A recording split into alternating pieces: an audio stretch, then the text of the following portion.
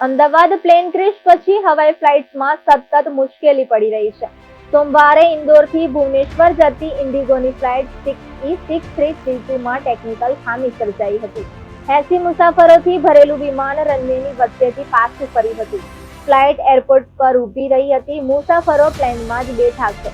સુધારાનું કામ ચાલી રહ્યું છે. જણાવી દઈએ કે રવિવારે એર ઇન્ડિયાએ સિંગાપોરની 2 ફ્લાઇટ સ્થગિત કરી હતી. અમદાવાદ વિમાન અકસ્માત બાદ અત્યાર સુધીમાં 90 થી વધુ ફ્લાઇટ રદ કરવામાં આવી છે. વારંવાર ફ્લાઇટ રદ થવાને કારણે મુસાફરોને મુશ્કેલીનો સામનો કરવો પડી રહ્યો છે.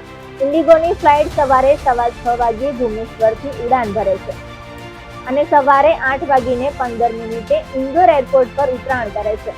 સોમવારે સવારે 7:39 ફ્લાઇટ લેન્ડ કરવામાં આવી હતી. ભુવનેશ્વરથી ઇન્દોર આવ્યા પછી ફ્લાઇટ સવારે 9 વાગે પરત ફરે છે.